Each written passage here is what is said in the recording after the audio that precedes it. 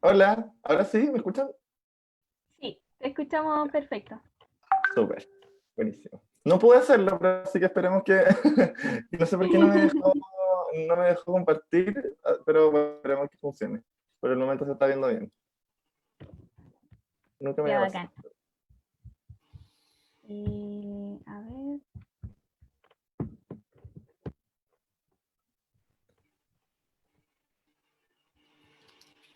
estaba transmitiendo.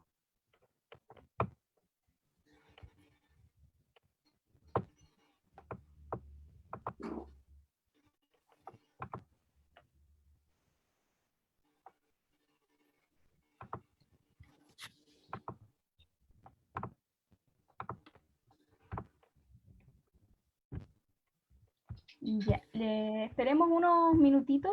Estamos Bueno, transmitiendo. Les voy a mandar el link por si acaso, si quieren compartirlo también. se llamaba, o sea, la página se llamaba Centro de Estudiantes de Derecho de UVEO, ¿no? Claro, Centro de Estudiantes de Derecho V.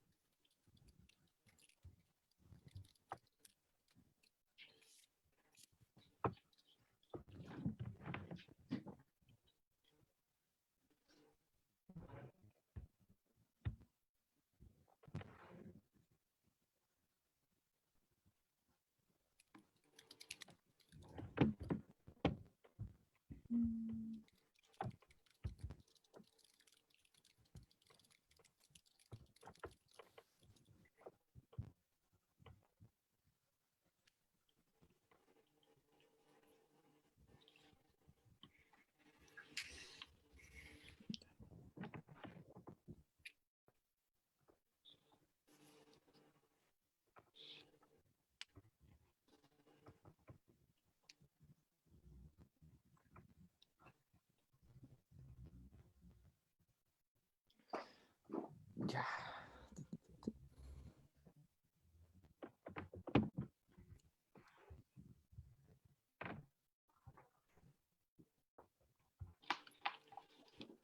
Oye, qué bacán lo que están haciendo. Que igual se mantengan activos como centros de alumnos a pesar de la pandemia. Qué bacán. Sí, sí, obvio. Igual a veces es cansador porque imagínate, tenemos clases online y Mm, apostar igual a seguir conversando de manera online también. Igual a veces sí. cansa, pero ha resultado bien, ha resultado muy bien. Eh, eh, Hemos tenido buena recepción y ha alcanzado a personas que no solamente están en la facultad, sino también con, tiene otro rayo también el alcance. Entonces igual ha sido súper entretenido.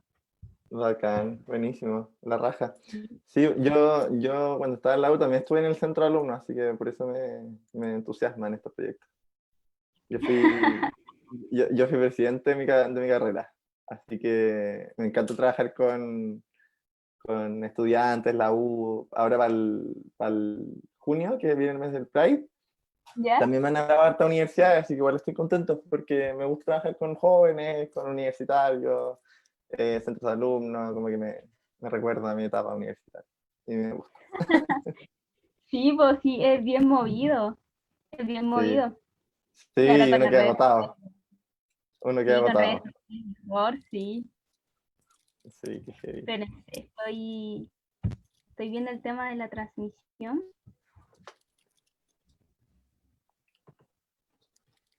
que me parece que hay un pequeño problema técnico.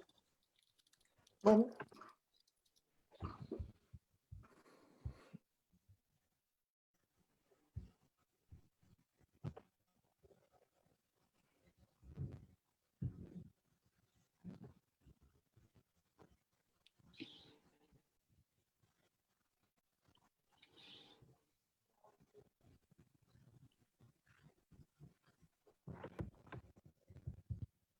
y aquí nosotros no vemos quiénes comentan, cuánta gente conectada ni nada, ¿cierto? ¿O si se ve también?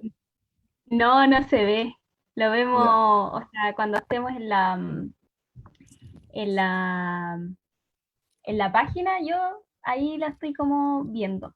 O a veces me Ah, llegan por internet, claro, sí. ya, pero tú lo puedes ir viendo. Sí, Ya, lo bacán, estoy viendo, claro. bacán.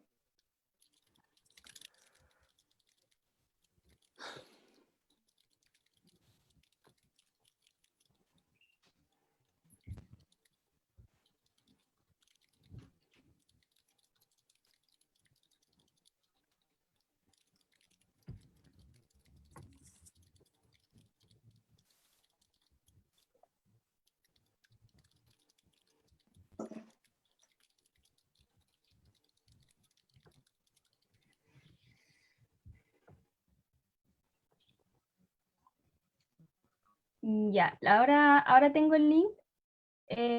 Constanza, te lo voy a enviar por WhatsApp. Y Juan Cristóbal te lo envío por Instagram. Bueno, no sé cómo puedo compartirlo por Instagram, un link. O no sé, en verdad, si para compartirlo en algún grupo o algo así, por si Sí, acaso. eso, yo creo que eso voy a hacer. Claro.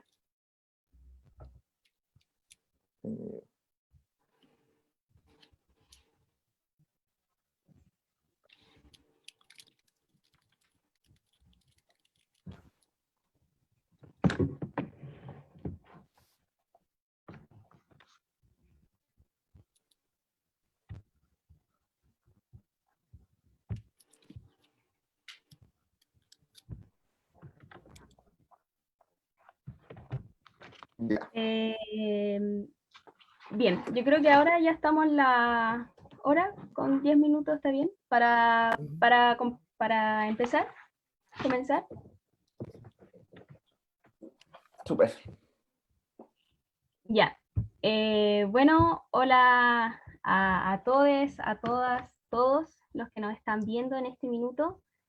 Bueno, presentar, esta ya es la tercera jornada de conversaciones que hemos organizado como centro de estudiantes. En este minuto nos acompaña Constanza Valdés, Juan Cristóbal Concha y la directora de comunicaciones, quien habla, María Ignacia. Bueno, a propósito del domingo, que fue 17 de mayo, Día Internacional contra la Homofobia y Transfobia, nos resultó pertinente hablar también de las personas LGBT, de su situación específicamente en pandemia. La invitación, como ha sido la tónica de las otras conversatorios que hemos tenido, la idea, la dinámica es que sea bastante abierto, que podamos compartir experiencias, dudas que tengamos y hablemos de todos los temas. Específicamente quizás respecto a los derechos de las personas LGBT en pandemia, qué es lo que está ocurriendo con la salud mental de las personas LGBT y así también sacar conclusiones y algunas que otras experiencias también de destacar y para poder seguir trabajando y avanzando. Bueno, podemos partir, yo creo. Eh, Sería interesante que Constanza o Juan Cristóbal, no sé quién quiera empezar, su diagnóstico respecto a cómo ha sido o cómo ha sido el impacto para las personas LGBT la pandemia, como ustedes, quizás como de sus áreas, de sus disciplinas, cómo ustedes lo han visto, qué conclusiones tienen al respecto. Da lo mismo quien quiera empezar. Constanza, ¿queréis partir tú? Bueno, aprovechando el orden de la pantallita. Sí.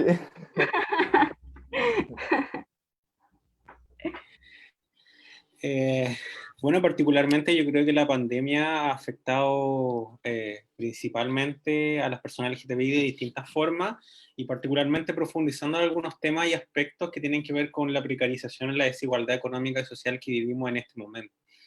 En ese sentido, por ejemplo, situaciones en el ámbito de la salud, de la educación, del trabajo, en el tema del acceso a vivienda, en el tema del reconocimiento legal de las personas trans, por ejemplo, siempre ha sido una problemática que incluso fuera de la pandemia ha sido un tema particular en torno a la población LGTBIQ y el acceso a sus derechos, pero particularmente durante el periodo de la pandemia se han exacerbado algunas situaciones particularmente, y principalmente en torno a también obstáculos que se han presentado y también situaciones que no han tenido ningún tipo de solución alguna.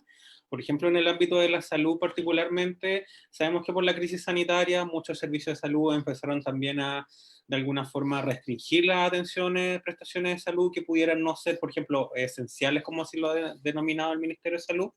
Y en ese sentido, muchas personas trans, por ejemplo, han dejado de recibir su tratamiento hormonal y han tenido problemáticas al respecto.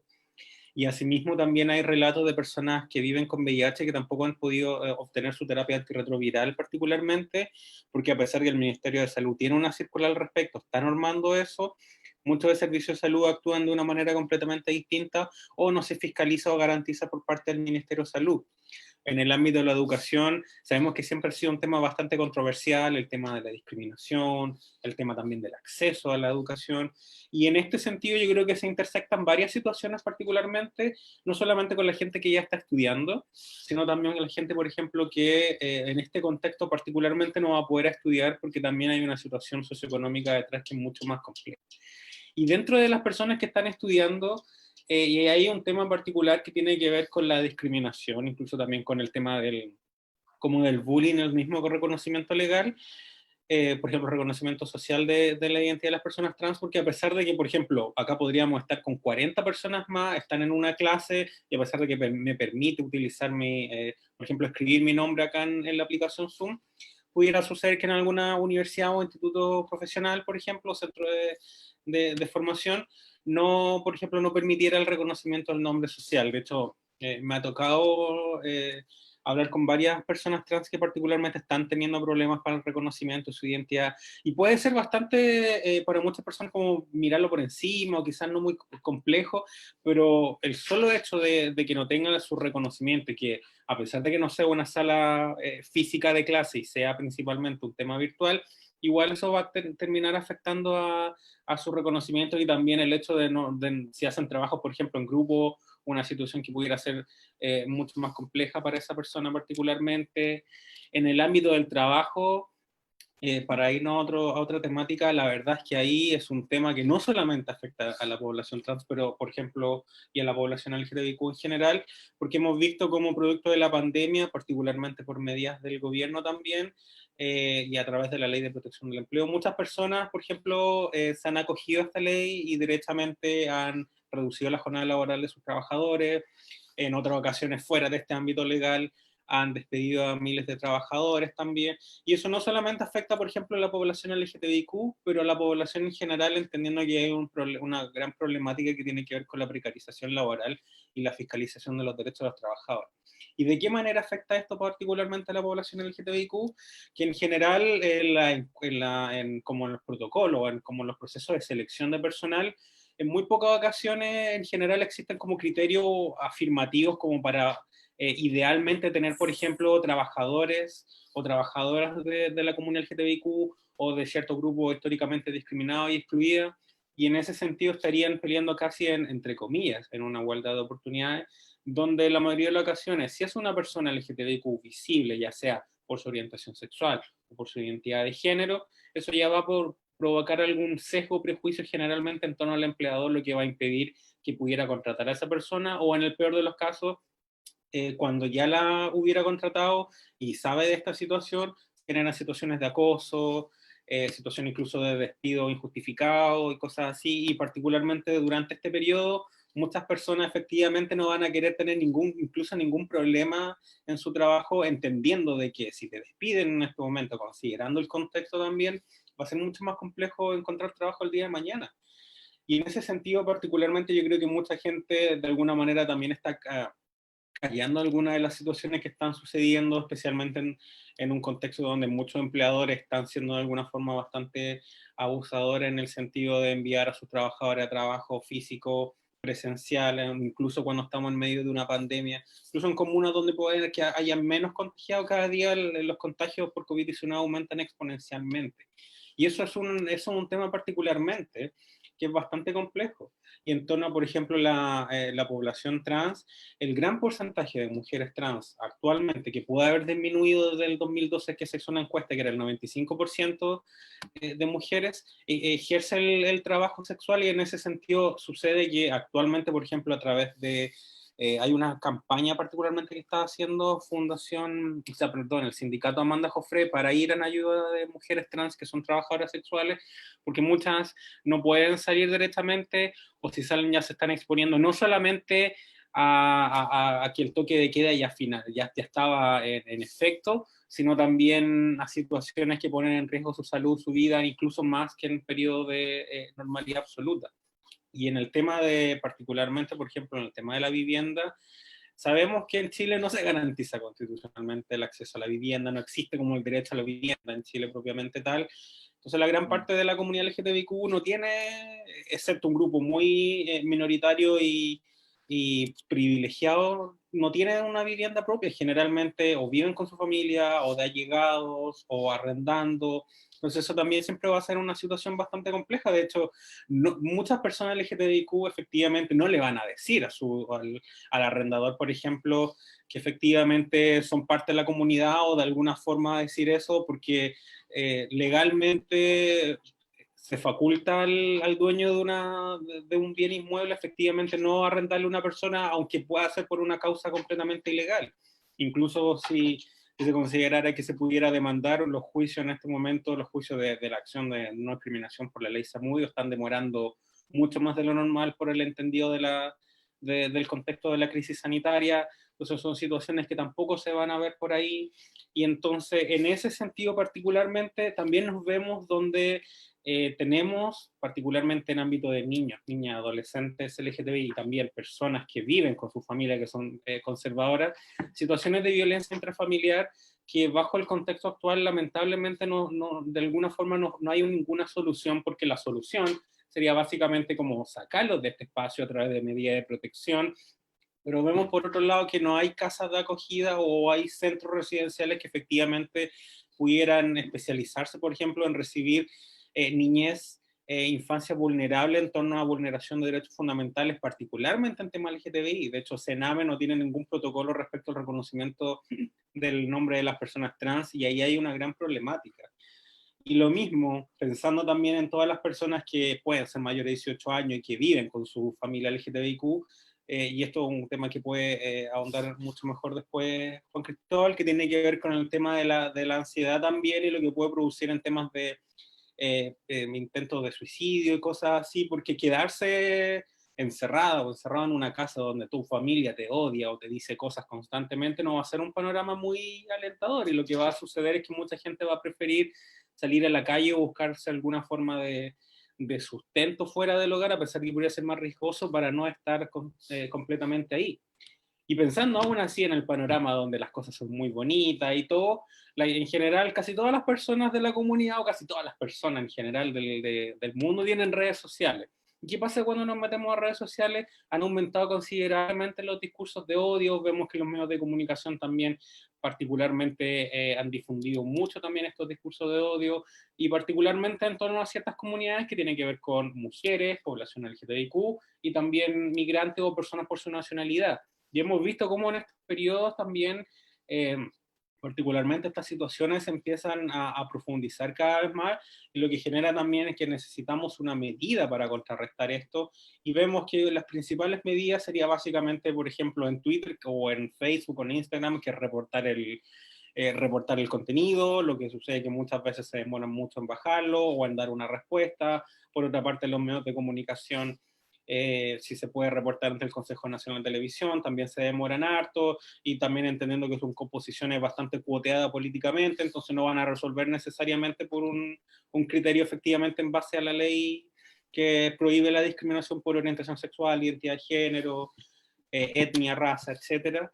Entonces, nos vemos en un panorama que es bastante complejo. Lamentablemente no existen medidas focalizadas al respecto de casi ninguna población en este momento en torno a la crisis que vivimos del contexto sanitario. En ese sentido, las medidas que se han anunciado particularmente tienen que ver con el ingreso familiar de emergencia, los bonos, pero ¿qué pasa con todas aquellas personas que no van a poder acceder principalmente por tema de reconocimiento, o porque no van a alcanzar a tener la información del registro social de hogares, por ejemplo.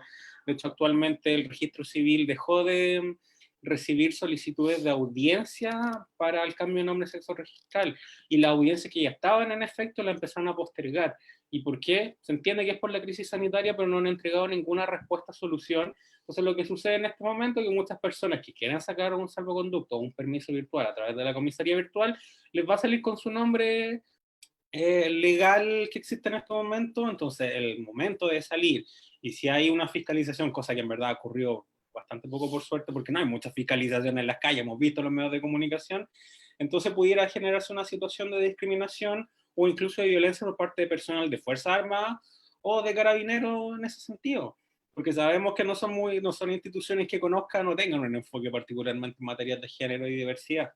Y entonces, en todo este entramado principalmente, no existen medidas focalizadas. De hecho, hemos visto como en el ámbito de derechos a las mujeres, la gran medida que ha impulsado el gobierno ha sido la mascarilla 19, que es una política pública principalmente en coordinación con farmacias, que al final siguen siendo de las grandes cadenas o algunas independientes, y conozcamos Chile, que al final no, hay muchos lugares donde no existen farmacias, en lugares donde son muy rurales o incluso en lugares donde pudieran ser comunas, donde solamente hay farmacia independiente y una cada kilómetro. Y en ese sentido, no, por lo mismo, cuando analizamos la situación de la población LGTBIQ, también tenemos que pensar que estamos viendo un panorama donde no existen medidas focalizadas para ningún tipo de población en este sentido. Se está básicamente legislando o estableciendo políticas públicas para el común de la población, y eso es lo que provoca principalmente, y lo que ha recomendado también a organismos internacionales, que haya una sectorialización de las discusiones particularmente, para lograr que puedan ir en ayuda a ciertos grupos que no van a tener el mismo acceso a los derechos particularmente. Hemos visto como, por ejemplo, el tema del agua, que pudiéramos decir, todos lávense las manos, pero hay gente que no tiene acceso al agua. Esto mismo sucede particularmente en tema de población LGTBIQ, donde dicen todos pueden acceder a esto, pero a lo mejor esas personas no van a poder acceder porque no tienen registro social de hogares, no tienen su identidad reconocida legalmente, va a tener algún un problema o una preocupación. Entonces, ¿cómo vamos en ayuda de eso? Y eso no ha sido posible de solucionar el gobierno. Empezaron, por supuesto, como lo hacen siempre, con mesas de trabajo, de sociedad civil, pero al final siempre termina eso siendo una discusión casi cerrada, donde dicen que escucharon a la gente, pero no se levanta ninguna medida, porque también hay que entender que el gobierno tiene una postura bastante conservadora, a pesar de que pudiéramos decir que están por los derechos humanos en algunas ocasiones. La verdad es que la práctica no ha demostrado casi todo lo contrario. Entonces, una situación bastante compleja y problemática, yo creo que muy poco visibilizada, particularmente porque no es un tema que se diga, que se hable mucho, como en general en el ámbito de esto. Y también vemos que en general muchas organizaciones también existe cierta invisibilización al tema, como que yo creo que hay organizaciones que tienen también el privilegio de poder quedarse en cuarentena tranquilamente, pero hemos visto como otras, por ejemplo, han levantado iniciativas para ayuda de personas de la comunidad más vulnerable y que tienen problemas de acceso a comida y temas así. Lo ha hecho, por ejemplo, la agrupación Lésbica Rompiendo el Silencio, Visibles, también el sindicato Amanda Jofre, aprovechando que también la había mencionado, y otras tantas. Pero hay muchos sectores más de todo Chile donde hay problemática al respecto. Y eso es bastante complejo, porque tampoco podemos pesquisar muchas veces, porque acá hay falta de datos, falta de estadísticas, problemáticas en los canales de acceso a las denuncias. Y eso también produce que en la mayoría de los casos los testimonios que tengamos sean a través de eso. Denuncias por redes sociales, o alguien que escribe al WhatsApp de otra persona, o a un Twitter, o a una cuenta de Instagram, y así se difunden, pero no hay un canal centralizado de estas problemáticas principalmente.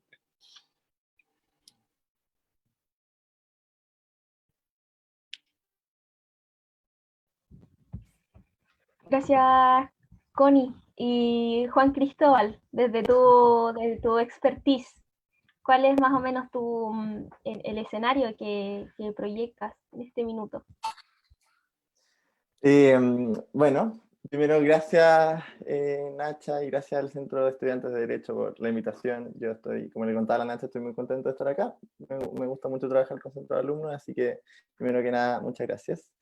Y en términos de mi diagnóstico, en realidad yo estaba escuchando a la Constanza.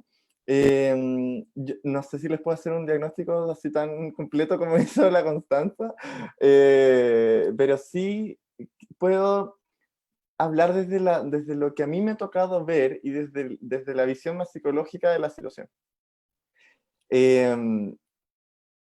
Pasa que, como bien decía la Constanza, la población LGBT es una población de riesgo per se, una población vulnerable per se. ¿Por qué? Por este sistema de normas en el que vivimos,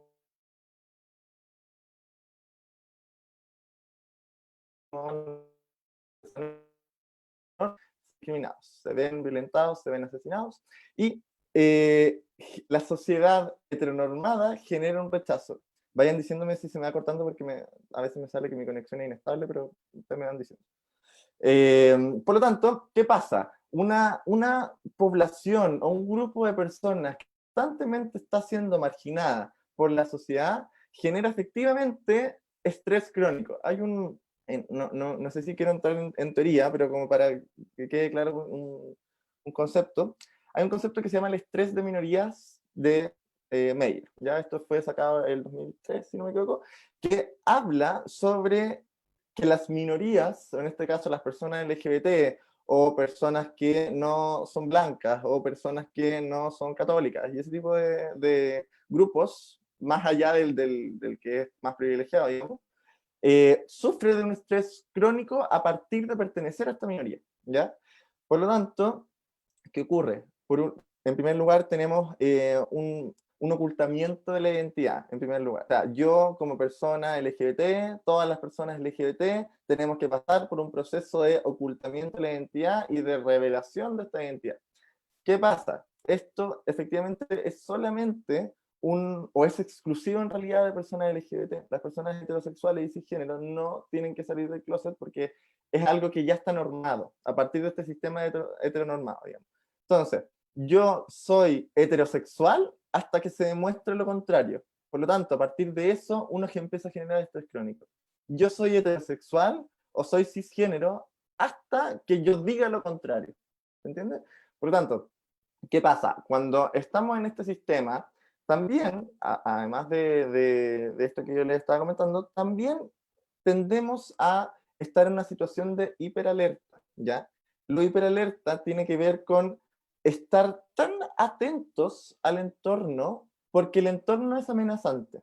¿Cachai? ¿Qué pasa ahí? Cuando uno crece desde muy chiquitito, estando tan pendiente del entorno, de la conducta de los demás, del colegio, si me van a discriminar o no, si mi familia me van a discriminar o no, si en los sistemas de salud me van a discriminar o no, y en todos lados me van a discriminar o no, genero ansiedad, genero una acumulación de emociones que va a generar principalmente un estrés y una ansiedad que es crónica. Por eso lo que yo más veo lejos en la terapia es muchos síntomas de ansiedad y de depresión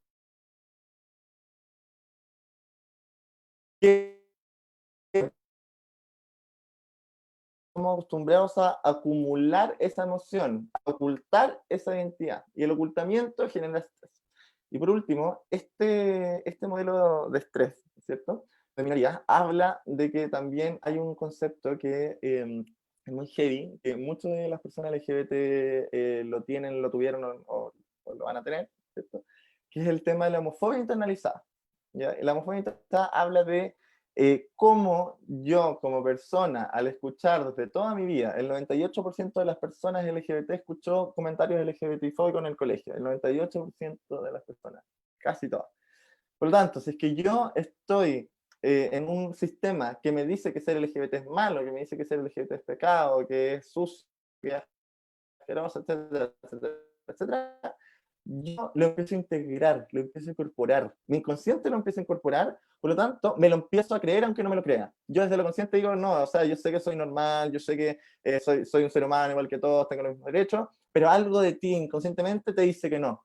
¿Y qué pasa? Ahí es cuando empieza, como decía la Constanza, ahí es cuando empieza la vulnerabilidad. ahí es cuando empieza la conducta de riesgo, ahí es cuando empieza el abuso de droga, el abuso del alcohol, la conducta sexual promiscua. ¿Por qué? Por este como homofobia interna que uno tiene, ¿ya? Y la terapia se trata de eso, de hacerle ver al paciente que está pasando, que, compadre, estás con algo que te está diciendo que ser tú es malo, ¿cachai? Entonces, ¿qué pasa? ¿Y por qué hice esta introducción con estos tres conceptos?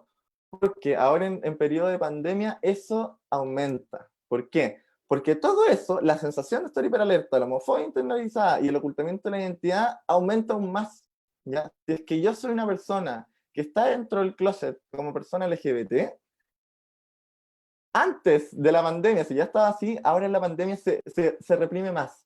Hay dos opciones. Uno, que tú con tu familia salgáis porque no aguantaste más esta olla de emociones, o dos, que lo acumules. Pero en cualquiera de las dos, la sensación o la emoción va a ser sumamente ansiosa, digámoslo así, sumamente depresiva. Por lo tanto, no es menor que la violencia en personas LGBT haya aumentado. Y no es menor y no me es de extrañar tampoco que los síntomas depresivos y ansiosos también hayan aumentado, porque eh, el estar en un espacio que no te permite, 24/7, que no te permite ser tú mismo, es algo muy peligroso para la salud mental. Por eso es heavy, porque en realidad con esto de la cuarentena yo veo que varios de mis colegas están teniendo menos pacientes, se le están yendo algunos pacientes, y a mí todo lo contrario, me están aumentando, porque como yo me dedico a esto, y como la violencia también aumenta, me llegan más pacientes. Entonces es potente, como yo mismo en la práctica también lo voy viendo, que gran parte del motivo de consulta de ahora tiene que ver con el comportamiento de la identidad sexual en cuarentena. Entonces, efectivamente es un escenario que no es muy esperanzador, pero que sí es abordable y que sí es trabajable. Y eso podemos, no sé, seguir hablándolo más adelante, pero para mí ese es como el diagnóstico, que finalmente todos los problemas y dificultades que estábamos teniendo con personas LGBT están lamentablemente amplificándose debido a la sensación de encierro. ¿Sí? Finalmente las personas LGBT por muchos años viven encerrados, ¿cachai? Y ahora literalmente están viviendo un encierro. Entonces es un doble encierro. Es el encierro por el coronavirus y es el encierro por la identidad. Entonces eso es muy potente. Eso.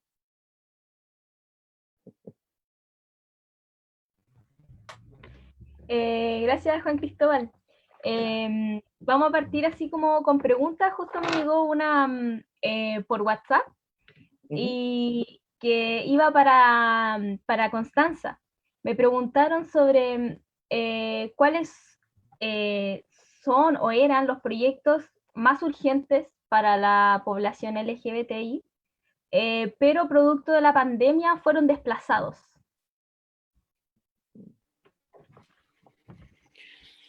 Mira, particularmente antes de la pandemia, yo creo que los proyectos que eran más emblemáticos todavía siguen siendo de alguna forma bastante emblemáticos y como necesarios, particularmente porque ayudan a prevenir y a solucionar muchas de las situaciones que están sucediendo. Y en ese sentido, por ejemplo, una de las demandas que hace rato que se venía exigiendo, hay campañas al respecto, particularmente de amnistía. El gobierno intentó hacer como una consulta ciudadana, pero la verdad es que no se ha generado como mucho material al respecto, y es lo que toca atingente con la ley antidiscriminación o la mal llamada ley Zamudio. ¿Por qué mal llamada ley Zamudio? Porque es una ley general antidiscriminación. Pero por supuesto cuando sucedió el crimen horrible de Daniel Zamudio le pusieron ese nombre, y eso fue por una medida como bastante populista por el actual presidente Sebastián Piñera. Pero el tema es que esta ley no soluciona lo que tiene que ver con prevención de la discriminación, tampoco la sanciona correctamente, es una multa a beneficio fiscal en un procedimiento escrito, lento, muy arcaico, y sobre todo tampoco entrega una reparación a las víctimas. Y en ese sentido es una ley que de verdad se torna necesaria y urgente, especialmente en un contexto donde la prevención de la discriminación también es un tema particularmente importante, no solamente en la población LGTBIQ, sino también empezamos en este momento, por ejemplo, en la población migrante, particularmente porque han aumentado bastante los discursos de odio. Hemos visto cómo particularmente en Estados Unidos, por ejemplo, hacia las personas de nacionalidad china aumentó la violencia, solamente por el hecho de que estamos en una pandemia del coronavirus, donde incluso el presidente Donald Trump le llamaba el virus chino, a ese nivel de xenofobia particularmente. Entonces pensemos en un país donde la xenofobia existe en gran medida, entonces es necesario también que se avance en prevención de la discriminación, principalmente hacia poblaciones que históricamente son discriminadas y excluidas, y particularmente en un contexto de una emergencia sanitaria también va a suceder eso. Lo mismo pasa con, paralelamente, algo que es muy similar, que tiene que ver con el proyecto de ley que tipifica el delito de incitación a la violencia y también al odio. Y particularmente hemos visto, y lo había conversado anteriormente, que tiene que ver con el aumento de los discursos de odio en redes digitales. Y por lo mismo pasa, por ejemplo, lo había mencionado también Juan Cristóbal, que tiene que ver con el hecho de constantemente estar con un ataque constante en ese sentido, de discursos violentos que afectan obviamente a nivel psicológico, que producen muchas problemáticas. O sea, no es la idea que la gente tenga que terminar cerrando sus redes sociales o de alguna forma aislándose de la gente para protegerse de estas cosas, sino que también tiene que ver con cuando ya no estamos hablando de libertad de expresión, sino cuando estamos hablando de verdad de un discurso de odio. Y eso es un tema particularmente que tiene mucho que ver con un país donde todavía creemos que la libertad de expresión no tiene límite, donde podemos decir todo lo que queramos, y eso yo creo que también es un poco porque no es un tema que se haya estudiado mucho, lamentablemente, y donde vemos que no es igual, por ejemplo, que un comediante, por ejemplo, vaya a subirse a la Quinta Vergara o al Festival del Muelo, que sea particularmente, y vaya a decir un chiste homofóbico, vayan a decir, no, es que fueron graves. Pero la verdad es que ese chiste homofóbico, por ejemplo, lesbofóbico, transfóbico, lo escucharon algunos padres, por ejemplo, o algún vecino, vecina de una persona, y después se le ocurre molestarla, después escala, eso en violencia. La verdad que pareciera ahí que no hubo un simple chistecito, sino también una incitación, un llamado a riámonos de esta persona, ridiculicémosla y después deshumanicémosla también como no una persona no digna de derecho. Y es Es una algo cosa que cultural. parte, claro, es un tema que parte muy de a poquito en ese sentido. Claro, Entonces, no por es como el ejemplo, estas chiste dos mismo. leyes son... Sorry, Constanza, pero me llamó la atención lo que dijiste, que efectivamente no es como el chiste mismo o la talla misma, como, oye, no sean graves porque no nos reímos de su chiste, sino que es la cultura la que está contando esa talla. Es el sistema entero el que está contando esa talla, porque a partir de esa talla a la gente le genera risa algo que finalmente viene de una persona particular, que sería una persona LGBT. Por lo tanto, es algo cultural, no es que al comediante se le haya ocurrido este chiste, es algo que viene desde un sistema de normas y que se transforma en la sociedad y se permea, se perpetúa a todos los demás. Eso quería decir, sorry Constanza por interrumpirte, pero es No, que... tranqui, súper atingente. Es súper importante mencionar esas cosas porque son cosas que generalmente yo creo que las recibimos por redes sociales o las decimos entre personas así como muy cercanas, pero no es algo que analicemos mucho y por eso nos llaman constantemente como personas graves o que queremos casi, no sé, guillotinar a esas personas, y tiene que ver con un tema mucho más profundo cultural.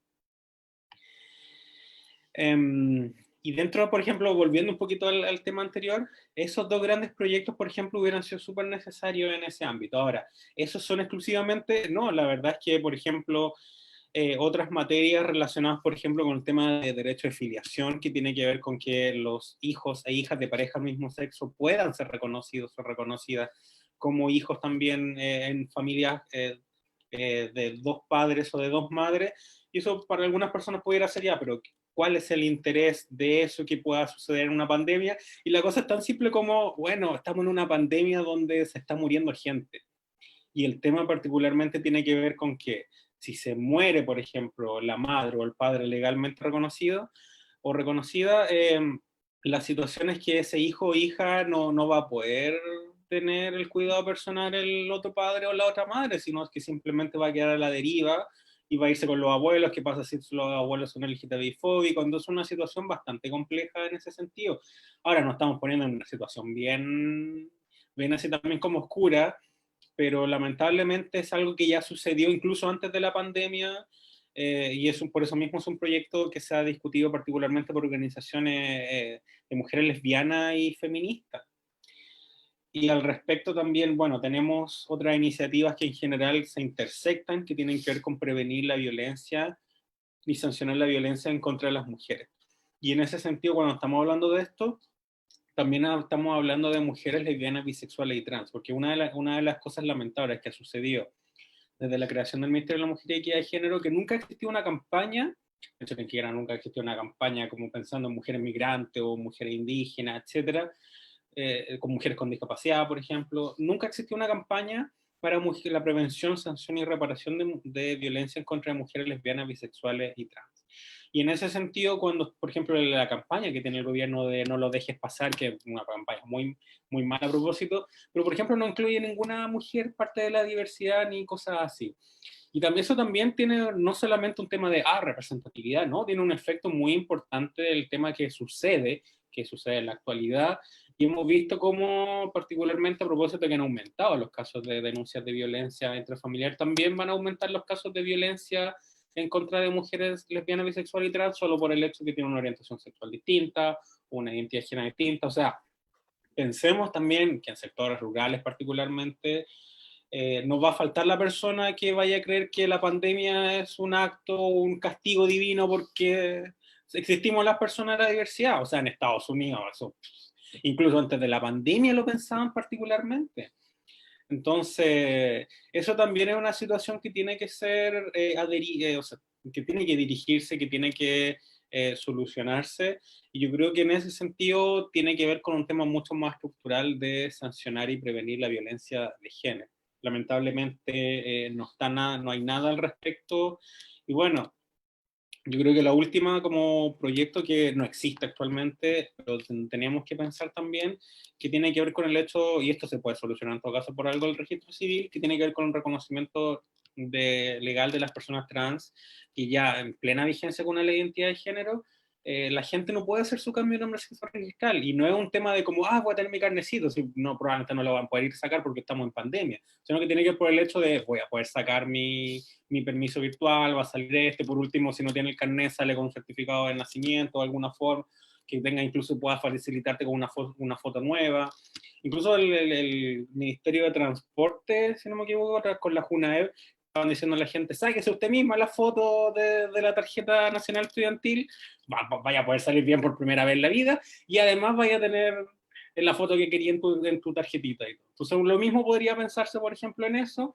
Y a propósito que como se están extendiendo los casos, estamos llegando ya a los 60.000 y pensemos que en octubre tenemos un plebiscito, ¿qué va a pasar con todas las personas que no pudieron hacer su cambio registral, por ejemplo, y van a tener problemas de nuevo para votar? Ya sucedió, iba a suceder en este momento, y fue como bien, se extendió el plebiscito, y ahora como mal no podemos de nuevo hacer el cambio registral.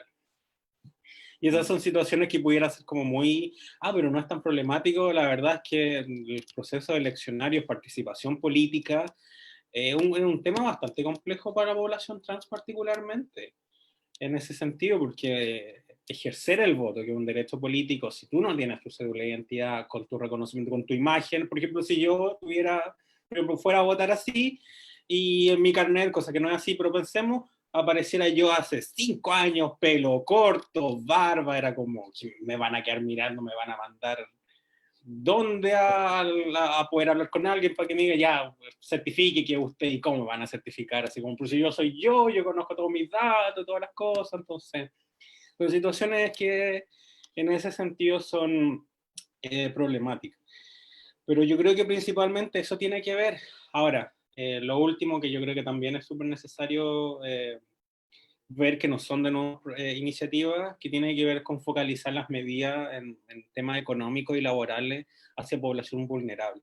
Y en ese sentido, no es que digamos población LGTBI exclusivamente, sino de verdad focalicemos medidas porque hay población que no va a tener acceso a los mismos derechos y que va a tener problemas donde el ingreso familiar, los bonos, lo que como quiera decirse, o las canastas familiares, no va a ser suficiente, no va a poder llegarle de manera correcta, y ahí hay un problema, que estamos pensando como en la generalidad de la población, donde las medidas generales lo único que logran es que muchas veces excluyen a un tipo de población, porque no significa que tengamos que eliminar la igualdad ante la ley, sino entender que existe la igualdad y tiene que ver con algo la equidad. Tenemos personas que tirar un poquito más para arriba porque hay una situación distinta. O sea, al final la igualdad no existe en este país. Al final, si que tiene más plata, lamentablemente va a poder tener mejores cosas.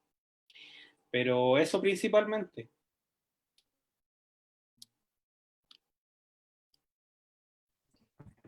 Gracias, Constanza. Ahora, esta es una pregunta personal, la verdad. Va para Juan Cristóbal. Em, no sé si, bueno, yo creo que Constanza sí está en conocimiento, pero la Universidad Diego Portales saca siempre un informe anual de derechos humanos y con investigaciones y todo. Y justamente en el del año 2019 salió como una investigación respecto a la salud mental de poblaciones, o sea, de la población LGBT. Me lo leí en verano, eso sí, así que varias cosas ya se me olvidaron, pero lo encontré bien interesante porque justamente, si bien es cierto, digámoslo, es bien precaria la salud mental en Chile, sobre todo en la parte pública, pero si ya nos focalizamos en la salud mental en la población LGBT, se vuelve mucho más difícil, porque de hecho no existe, de los mismos profesionales, no existe tanta capacitación. Entonces hay malos, incluso también ya no del área de psicólogos, sino que de psiquiatras, malos diagnósticos, tratamientos, etcétera, etcétera. Incluso hasta el no uso de la terminología, de conceptos.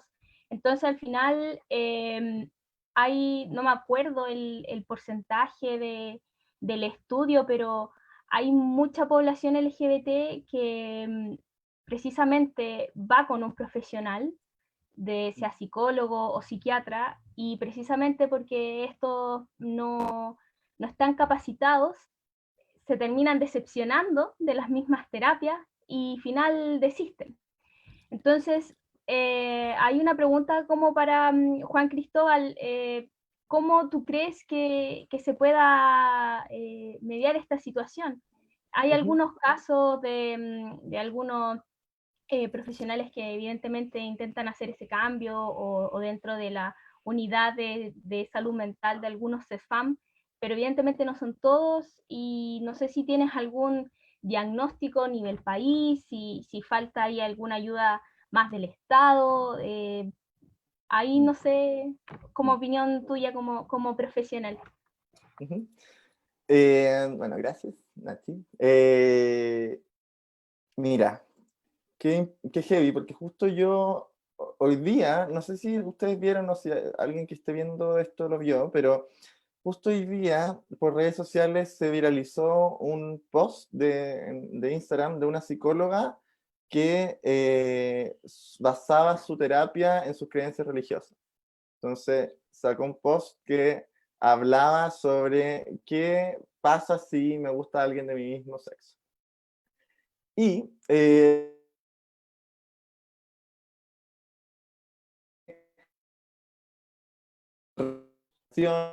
la, tus pecados, queremos, Dios ama a todos, pero no tolera el pecado. Mucho prejuicio, creencias personales. Es una ola importante de gente que efectivamente y la reportó y esperemos que la cuenta, porque tiene otros posts que son aberrantes. Y me encantó porque efectivamente esto le impresiona. ¿Qué pasa?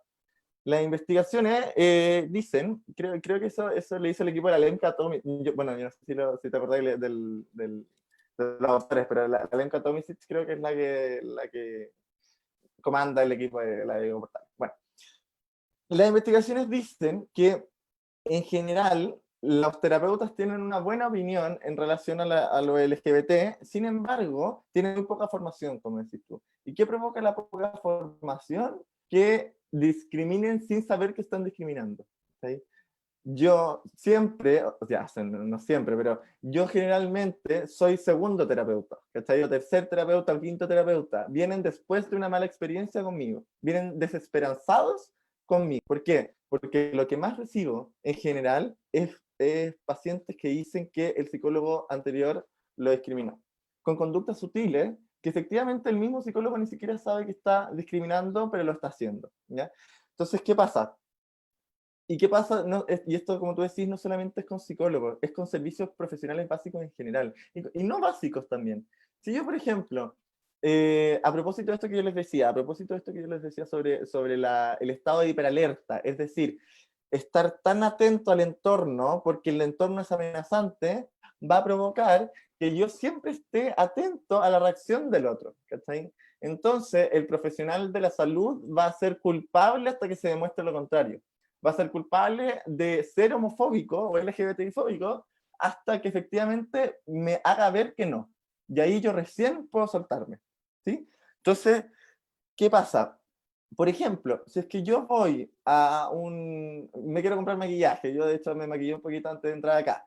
Si yo me quiero comprar maquillaje y veo que, no sé, estoy inventando, Natura, que tiene harta política y publicidad diversa y a favor de la diversidad, digamos, eh, y tengo a Mac, por ejemplo, ya que da lo mismo lo carísimo que es, pero es la que se me ocurrió, y tengo a Mac.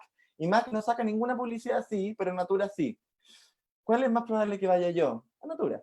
Porque efectivamente sé que si voy a la tienda de Natura, al tener publicidad en hombres que se maquillan, yo sé que no me van a discriminar. En Mac puede ser que no me vayan a discriminar, pero yo no tengo por qué saber eso. Mac es culpable hasta que demuestre lo contrario. Y en los servicios de salud pasa exactamente lo mismo. Yo como, digamos, como persona LGBT, lo estoy ampliando, digamos, pero una persona LGBT, cuando quiere acceder a un servicio de salud, si se complica tanto por este temor a ser discriminado, por este temor a ser violentado, a ser invisibilizado, a ser minimizado.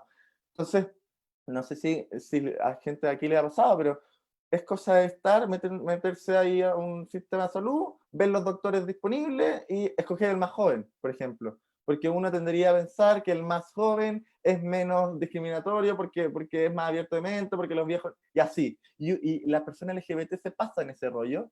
¿Y qué pasa? Estamos hablando en sistemas que efectivamente tienen millones de doctores, en sistemas privados, ¿cierto? ¿Qué pasa en un sistema, en un consultorio, que la gente va nomás? La gente LGBT se priva de acceder a eso por ese temor a ser discriminado.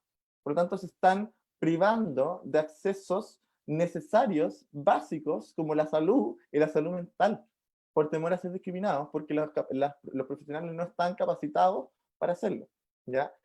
Por ejemplo, el grupo que en términos probabilísticos, digamos, o sea, probabilísticos, sí, bueno, da lo mismo. Pero el grupo que tiene más contagio a nivel de VIH es el grupo de hombres que tienen sexo con hombres, ¿ya? O las personas, contagio ya no se dice las personas que viven con VIH, el grupo que más tienen son los hombres que tienen sexo con hombres, pero además de eso, ese mismo grupo es el que menos consulta, por ese temor a ser estigmatizado. Si es que yo soy un hombre que tiene sexo con hombre, no quiero ir a hacerme el examen porque se va a presumir al tiro mi homosexualidad por tener VIH, por ejemplo. ¿Ya? Entonces, no estamos privando de accesos básicos en función de la discriminación. ¿Qué pasa? La gente, o sea, los terapeutas, como yo te decía, están, ahora tirándolo al lado psicológico, están muy bien intencionados y al final es como la última esperanza que le quedaría a una persona LGBT para que lo acojan y lo acepten tal como es, porque eso debería ser un psicólogo. Pero la investigación, la evidencia y la práctica mía me han dicho que no. Que a pesar de la buena intención, los terapeutas no están capacitados para hacerlo, porque todavía no pueden salir, o sea, todos nacimos en un sistema que es heteronormado y que está basado frente a los roles de género. Y los terapeutas no escapamos de eso, ¿ya? Y por eso mismo, algunos terapeutas hacen preguntas o hacen comentarios, o hacen cosas que son muy sutiles, que los pacientes lo perciben como discriminación por esta sensación de hiperalerta que yo te decía. ¿Está? ¿Qué se recomienda acá? Que el terapeuta tenga señales visuales, por ejemplo, de que está a favor de la diversidad. Que tenga, imagínate yo allá, donde está esa foto allá, tuviera una banderita chiquitita y yo no me dedicara a esto, pero tengo mi banderita enanita. La persona LGBT va a ver la banderita decir, ah, ya, este terapeuta tiene su banderita, probablemente esté a favor de la diversidad, le voy a contar que soy lesbiana, por ejemplo. Esas cosas, mínimas cosas, ayudan mucho. Y también, por supuesto, empezar a cuestionar ciertos patrones que nos han inculcado de que existe un hombre y una mujer en una relación heterosexual, de que el hombre necesariamente tiene que tener pene y ese tipo de cosas. Eso como invitación a los terapeutas y de que a mí me encanta hacer clases a profesionales de todo tipo para que se den cuenta como el impacto que puede tener su conducta muy sutil en una persona. ¿Ya? Entonces es importante que las personas se capaciten en esto, que hay maneras de capacitarse en esto para que finalmente podamos tener personas que están cómodas en nuestra consulta, en nuestra pyme, en nuestra empresa o en lo que sea, en nuestro consultorio, en lo que sea. Es heavy, igual. Sí, bastante heavy. Gracias, Juan Cristóbal. Me llegó una pregunta para Constanza. Dice así, habiendo un hospital que no tenga prestaciones para para un o una adolescente trans que requiera transición hormonal, que constituye una barrera actual al acceso a la salud, ¿podría ser presentado un recurso de protección en esos casos? Bien, Leguleya la pregunta. Sí, la verdad, bien Leguleya. Bien, Leguleya.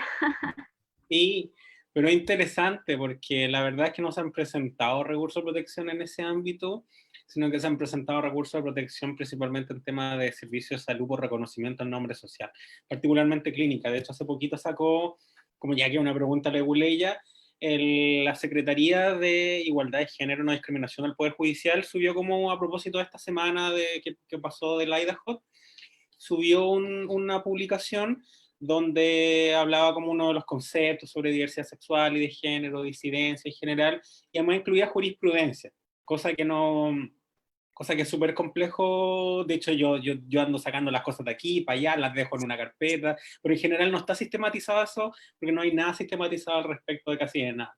Entonces subieron varias sentencias, como para que pudiera revisarlo también, yo creo que le pudiera parecer interesante, pero yendo al caso ya en concreto, yo creo que efectivamente si es que es efectivamente beneficiario o beneficiaria de una prestación de salud y no se la están entregando, efectivamente correspondería interponer un recurso de protección porque aún bajo las condiciones sanitarias se supone que se están entregando particularmente en los consultorios y en los centros de atención de salud los tratamientos a las personas que están, ya sea tratamiento hormonal o, por ejemplo, con una enfermedad crónica. Y eso está pasando en muchos consultorios, es solamente ir, te están entregando, a las personas con VIH le están entregando también la terapia antirretroviral, a excepción de muchos casos que, como ya mencionado, no lo están haciendo.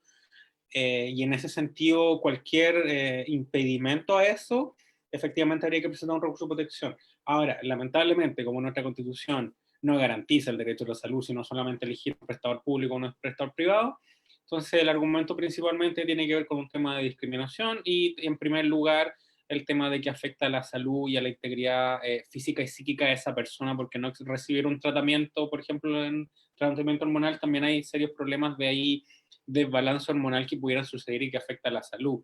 Y por otro lado, si no están entregándote un tratamiento para una enfermedad crónica, por ejemplo, derechamente ahí te están arruinando la salud. Entonces, como que esta pregunta, a pesar de que exclusivamente dirigía temas LGTBI, particularmente trans, cualquier persona que está escuchando que le están prohibiendo algún tratamiento, no se lo están entregando, están teniendo algún problema, incluso en este contexto, se lo tienen que entregar de alguna manera y garantizarle el acceso porque la salud es un derecho.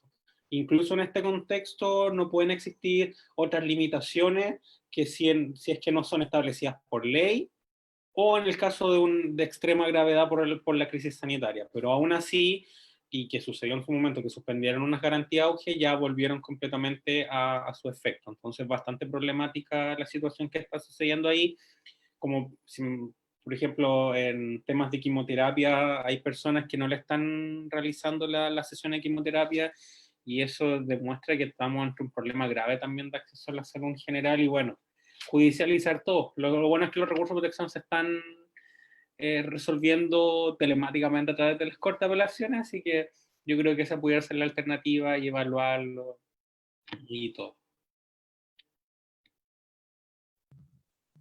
Gracias, Connie. Tengo una pregunta ahora para Juan Cristóbal. Dice así, ¿debiese nuestro país contar con un programa que otorgue procesos de reparación psicológica orientadas a personas que sufren discriminación por ser de la comunidad LGBTIQ+? ¿Y qué debiese contemplar este Ay, proceso de reparación? Lo digo no de te nuevo. escuché la pregunta. Sí, que se quedó pegada. Disculpa. Ya, ok, lo digo de nuevo.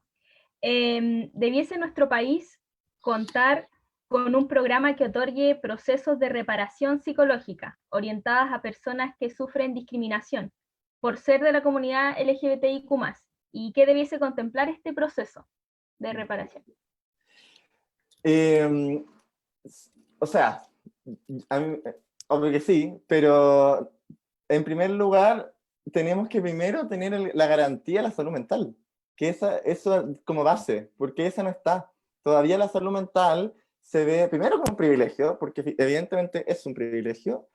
La persona que lo puede pagar es porque es una persona que tiene plata, básicamente. Y si no, y si estás queriendo acceder a salud mental en sistema público, sabemos lo penca que puede ser. Te dan una hora al mes de 20 minutos, cuando en una psicoterapia es fundamental y es necesario tener una hora a la semana para generar cambios reales en la salud mental.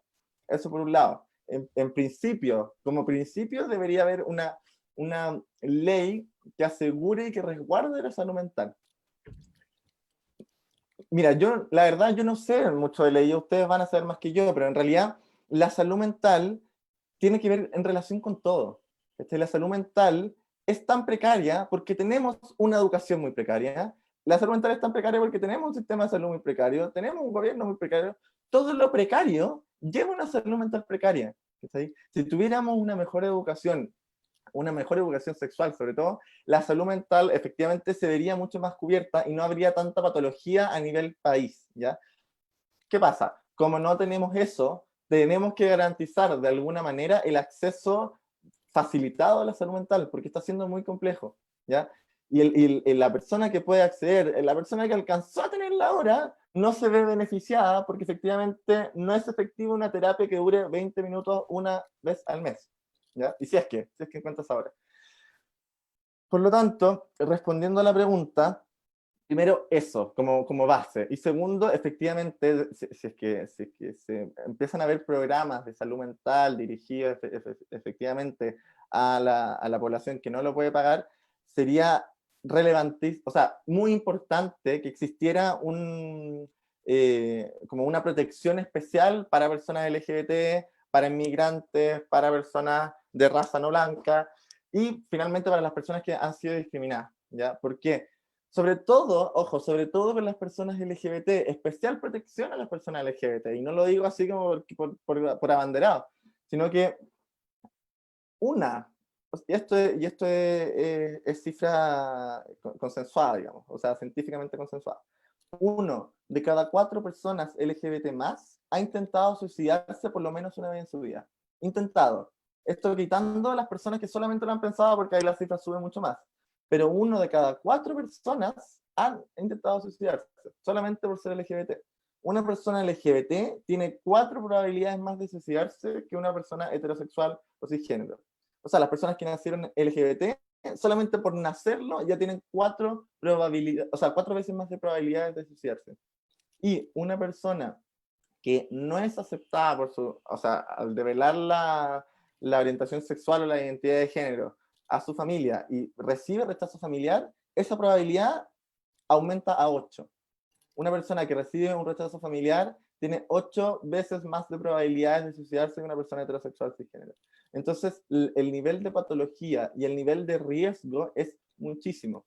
En psicología hay algo que se llama los factores de riesgo y los factores protectores cuando estamos hablando de un paciente que está grave, digamos. Un paciente que está en riesgo suicida tiene factores de riesgo y factores protectores.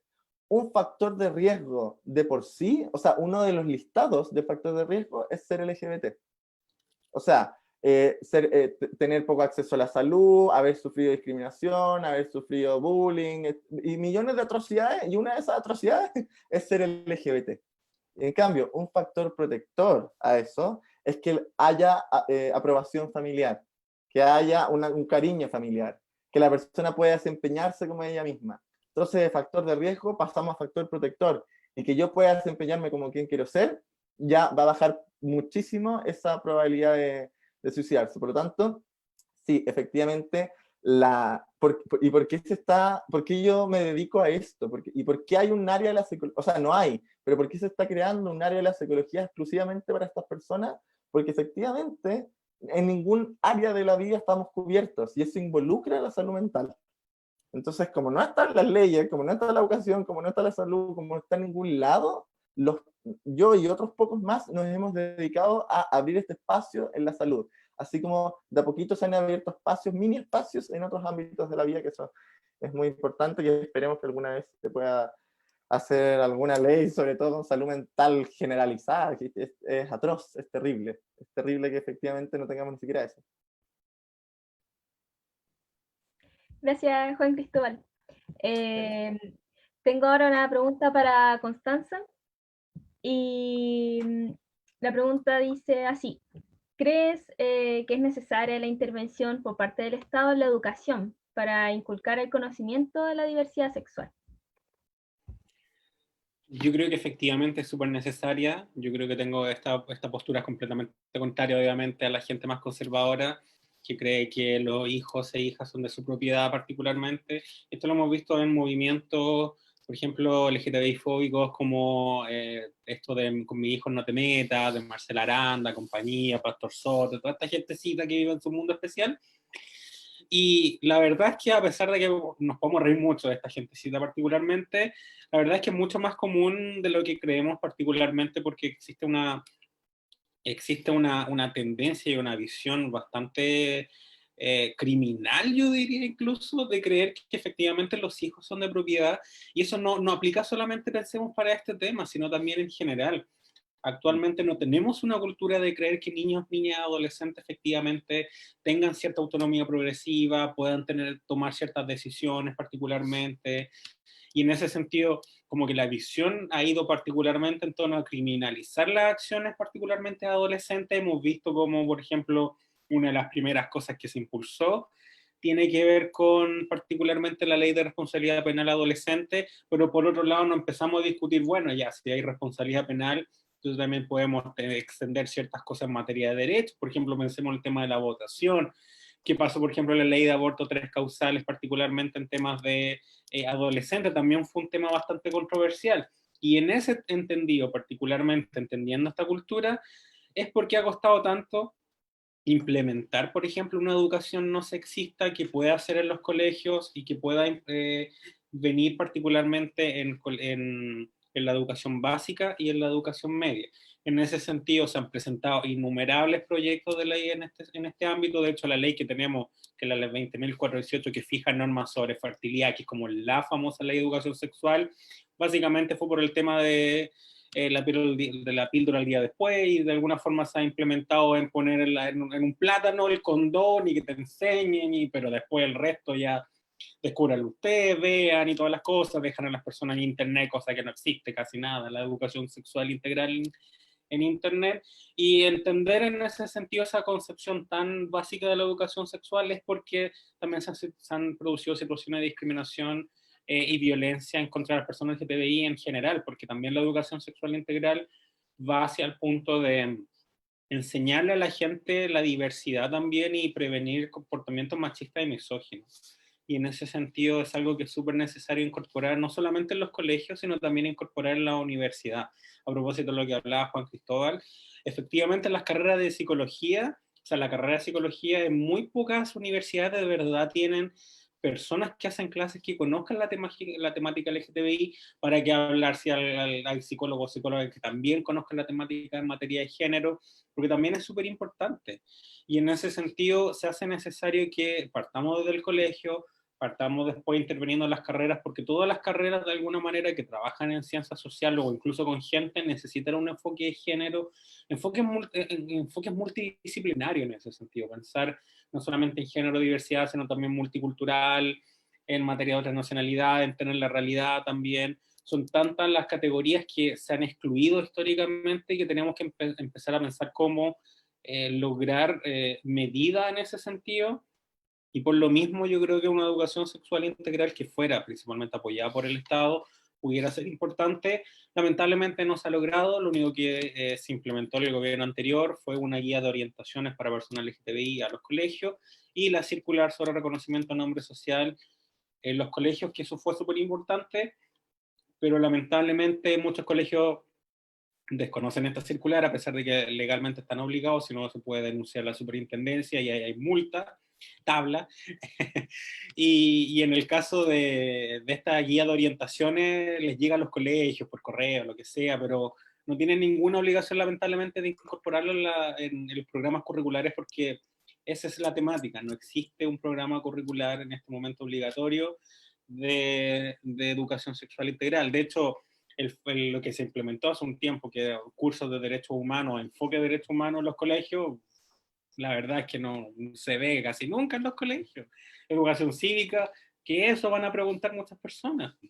Entonces, un tema, yo creo que muy estructural de la educación pública en Chile, yo creo que como para finalizar eso. Nacha, ¿puedo dar mi visión psicológica?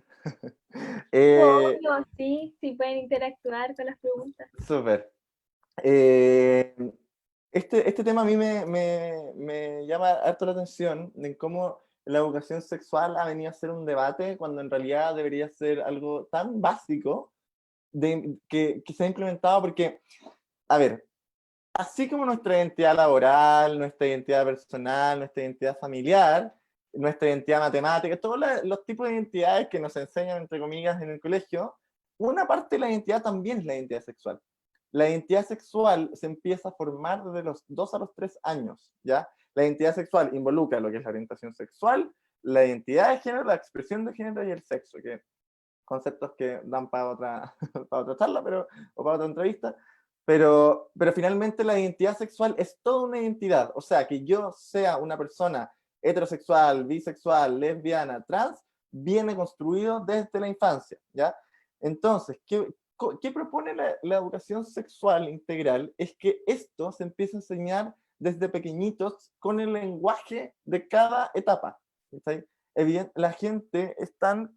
Bueno, es que no hay que culpar a la gente tampoco, hay que culpar a la cultura, digamos, esto es todo un sistema cultural. Pero la gente empieza a ser tan ignorante que cree que la educación sexual es enseñar el Kama Sutra, cuando en realidad no es eso, es cómo prevenir abusos, cómo llegar a hacerle entender a una persona que efectivamente hay diversos modos de ser un ser sexuado, todos somos seres sexuados y eso el niño lo tiene que empezar a integrar. ¿Qué pasa cuando me empiezo a explorar, cuando empiezo a conocer mi cuerpo? ¿Qué límite pone el otro en mi cuerpo? Y ese tipo de cosas ayudan tanto a la salud mental porque uno puede prevenir muchas cosas. Puede prevenir discriminación, puede prevenir abuso, puede prevenir LGBTfobia, porque finalmente, ¿qué está pasando acá?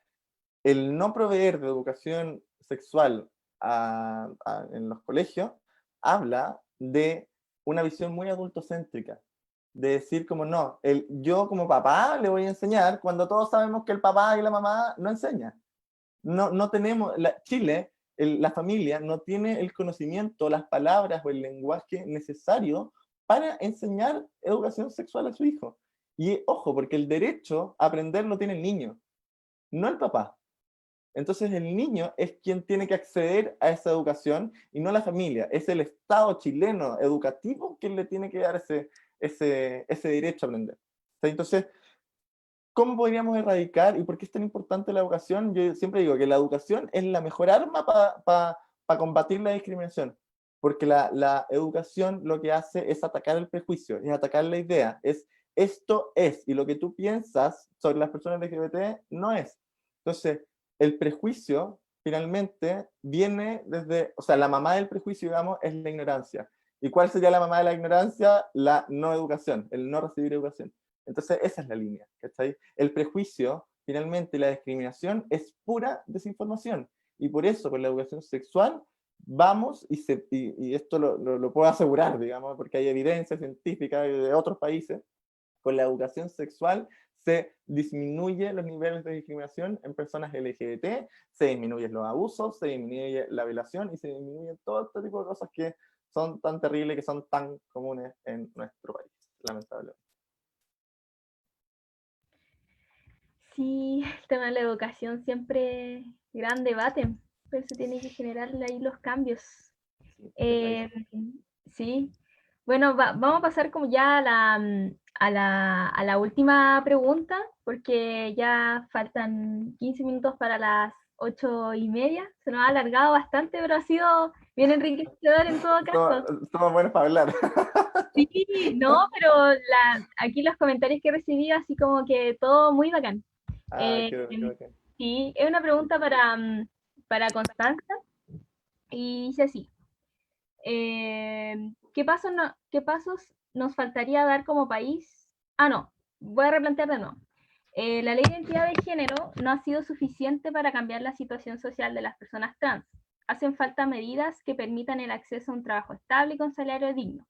¿Qué pasos nos falta dar como país para enfrentar este tipo de problemáticas? De cara al próximo proceso constituyente, ¿reconocimiento constitucional de la identidad de género sería un primer paso?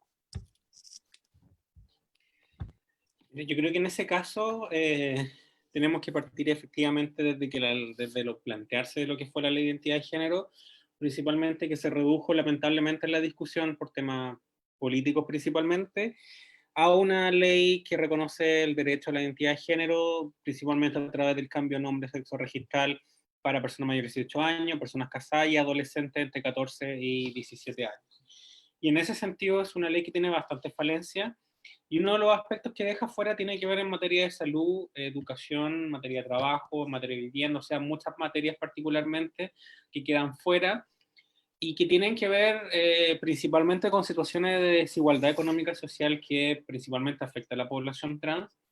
Y en ese sentido, por eso que en otros países, entendiendo esta situación, donde no se puede mejorar solamente la situación mediante el reconocimiento legal, porque tener tu carnet no significa que el día de mañana vas a poder vivir tu vida libremente. O sea, yo puedo tener mi carnet libremente, pero aún así voy a ser objeto de, por ejemplo, alguna situación de transfobia, porque también tiene que ver con el hecho de ser visiblemente trans, etcétera. O incluso si no visiblemente, si alguna persona supiera de alguna manera, pudiera generar alguna situación, una obstaculización o acceso a un derecho particularmente.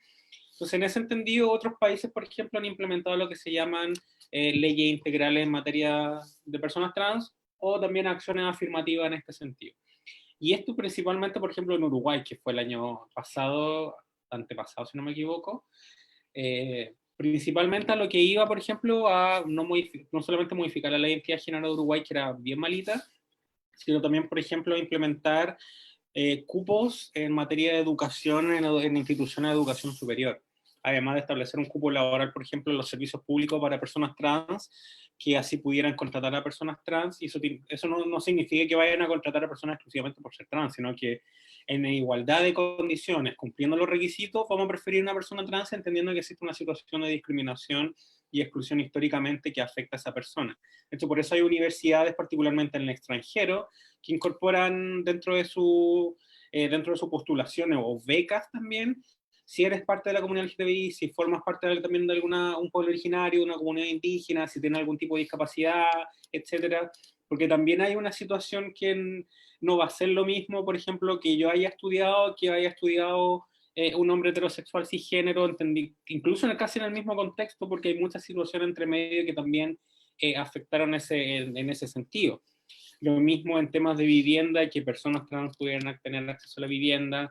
En Argentina se ha propuesto también lo que tiene que ver con una pensión de reparación para todas aquellas personas trans mayores de 65 años que nunca han podido trabajar, y nunca, no es que no hayan podido trabajar porque no quisieran, pensando lo que siempre dice la derecha particularmente, sino porque efectivamente no podían acceder a trabajo porque iban con la cédula de identidad porque no podían cambiarla, entonces tenían algún problema, no las contrataban. Entonces, por ejemplo, el tema de la seguridad social nunca existió. De hecho, un gran tema de la seguridad social de la población trans, particularmente adulto mayor y mayor de 50 años, porque las lagunas previsionales, entendiendo también un sistema donde o cotizáis o no tienes pensión, básicamente es bastante complejo.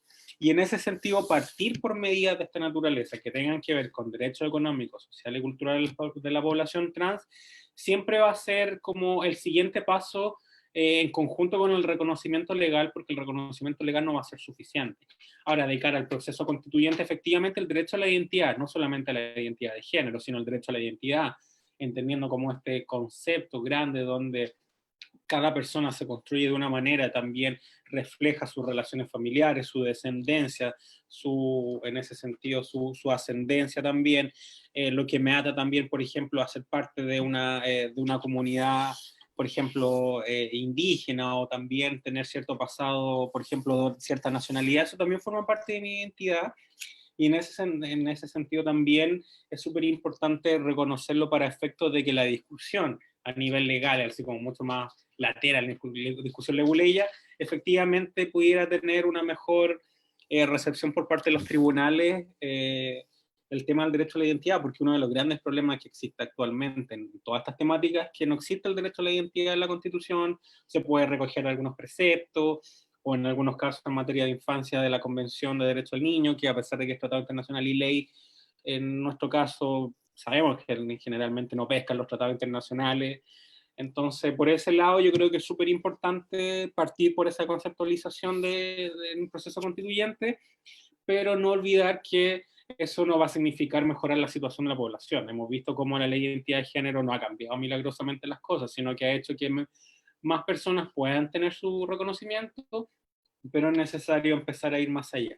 Y eso significa que es un proceso también gradual en este ámbito, porque el plástico es súper simbólico, súper importante tener tu nombre, pero no va a ser que puedas entrar el día de mañana, por ejemplo, a estudiar a un instituto o a la universidad, porque no vas a tener igualmente trabajo o dinero, y por eso mismo también es importante lo que tiene que ver en materia de educación, no solamente con los cupos, sino también con una educación gratuita. Y es por eso que, por ejemplo, una de las medidas que se implementó en el gobierno anterior, que fue beneficiosa, que tiene que ver con la gratuidad, permitió a muchas personas trans ingresar a la universidad por primera vez, porque no tenían los recursos y pudieron ingresar, se les reconoció su nombre social, y eso es bastante beneficioso. Y fue en ese sentido, una medida que, a pesar que fue para la población en general, también benefició a un grupo particular que es históricamente discriminado. Ahora, ¿se necesitan medidas en específico? Efectivamente sí, porque probablemente muchas personas no pudieron ingresar por tema de que se cumplieron los cupos, entonces también es necesario regular eso. Y hasta el momento no hay ninguna beca en ninguna universidad en Chile. Pues ojalá que pudiera existir en algún momento también esta situación, y tampoco en centro de formación. Entonces, la verdad es que, como para concluir, son muchas las medidas que tienen que ir en conjunto y que también van a ir aparejadas, y esperemos que sea así, de mejorar una situación de desigualdad económica y social que vive nuestro país. Porque si no se mejora la situación en general, no se mejora el sueldo, por ejemplo, mejores pensiones, etcétera, la verdad es que no va a ir, no se va a poder apuntar a una población en particular de manera efectiva, porque, por ejemplo, el tema de trabajo, ya acceso al trabajo, pero para que vaya a ganar, ¿cuánto? 300 lucas nomás, y no vaya a poder vivir de manera digna, o tener una pensión de 120 lucas después. La verdad es que va a terminar como reproduciéndose lo que se llama la inclusión dentro de la precariedad. Entonces, al final, voy a ganar el derecho a que me precaricen y ganar poco.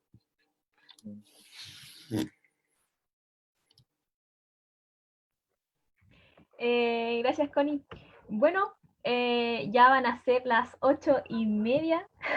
El live también tiene como 1 hora y media, pero más o menos eso es lo que nos hemos destinado a estos conversatorios. No sé, alguna síntesis, conclusiones, comentarios que tengan ustedes para las personas. ¿No han visto hartas personas? Igual Qué esto lo bueno. vamos a grabar y lo vamos a subir y todo. Súper, bacán. Sí, yo no sé, que para mí son como fantasmas que pueden estar por ahí viéndonos. Así que, bueno, primero que nada, gracias a todos por acompañarnos, porque finalmente, más allá como como de la instancia misma, como que qué rico que nos acompañen, es que rico que se interesen, porque finalmente este es es un tema que es muy importante, porque literalmente estamos hablando de la vida de las personas. estamos hablando de violencia, estamos hablando de asesinato, estamos hablando de discriminación, estamos hablando de mucho riesgo suicida, y eso simplemente es por esto que yo les comentaba de la educación, de que no hay educación, y al no haber educación sexual que sea integral, y no haber respeto finalmente, y no haber empatía, genera el prejuicio. Entonces todo esto finalmente es un tema de ignorancia, y por eso qué rico que la gente se interese y se empiece a interesar cada vez más en estos temas, porque efectivamente esto es un acto político el que estamos haciendo, el enseñar, el irnos en contra de todo aquello que nos impusieron, de todos estos roles de género que nos impusieron y de toda esta heteronormatividad impuesta. Por lo tanto, a mí me encanta como traspasar conocimientos o hablar con terapeutas o hablar con profesionales de la salud, tener mi psiquiatra regalón que sé que está a favor de la diversidad y seguir así, seguir haciendo esta bola de conocimiento a favor de la diversidad para que finalmente en realidad seamos todos una comunidad igualitaria, equitativa y empática. Así que nada, la invitación es a esa, a seguir informándose, a seguir preguntando, a seguir consultando, a cuestionarse lo que les impusieron, a cuestionarse la heteronormatividad, a cuestionarse los roles de género y dejarse fluir y empatizar, respetar y visibilizar, que es lo más importante. Necesitamos más que nunca visibilidad, así que vamos con todo. Y ese es mi mensaje. Muchas gracias también, Nachi, al Centro de Derechos de la Universidad del Paraíso, que feliz de haber estado acá con ustedes. Y gracias a ti, Constanza, también, qué rico haberte conocido y me encantó tu visión y tu forma de hablar, tu postura, siento que aprendí mucho de ti, demasiado, y te escuché atentamente.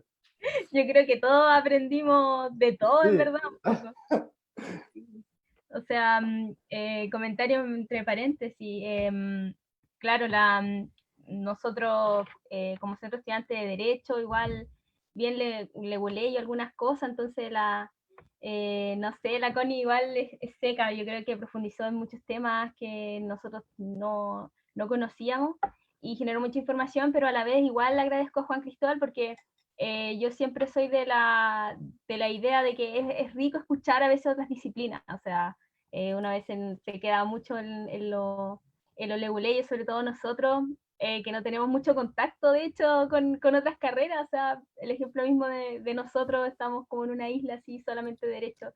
Entonces igual es rico escuchar a otras disciplinas de esto mismo también, de lo que estábamos viendo. No sé Bacán. si, Constanza, ¿tienes algún último comentario, sí, de síntesis para la gente que nos está viendo? Yo creo que la verdad es que me extendí harto en muchas ocasiones, así que no creo que vaya a decir tanto más. No, pero Pero, bacán, que la gente decía, oh, qué bacán, gracias Connie, así como por responder y todo. Ay, pero quiero ver los comentarios. A ver, agradecer la invitación, súper importante, bien entretenido, la verdad es que se me pasó muy rápido y cuando me senté y después veo que eran las 8 fue como, ¿en qué momento pasó eso? Así que se ha hecho muy, muy agradable, agradecerle también a Juan Cristóbal.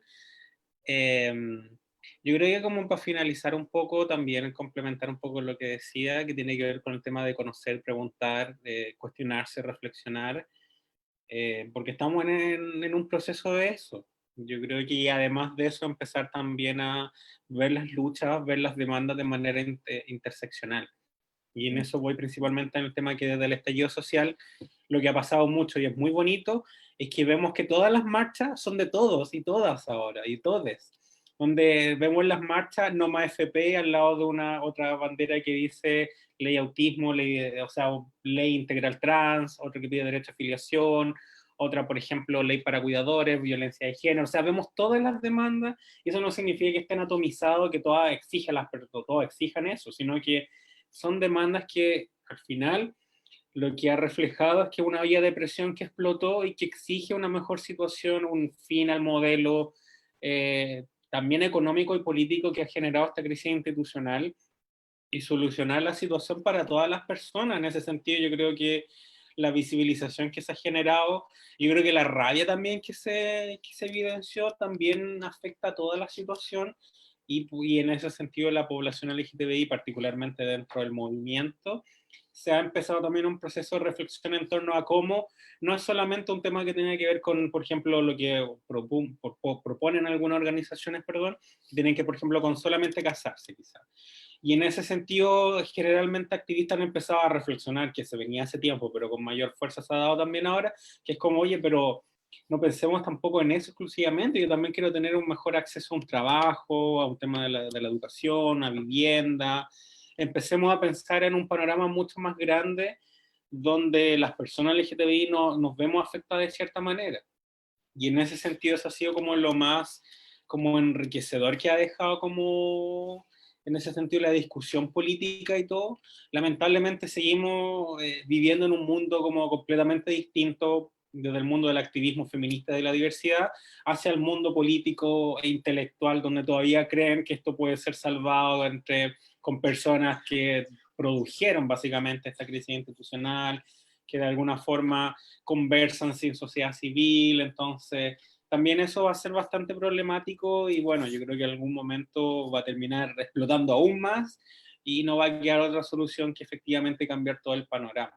Y en ese sentido, bueno, como el último mensaje, se están generando hartas campañas en redes sociales, particularmente en Instagram, como se pueden subir historias, y también en Twitter, de campañas en ayuda hacia personas LGTBI que están pasando por malos momentos. Entonces, Sindicato Amanda Jofre está también recibiendo ayuda para mujeres trabajadoras sexuales.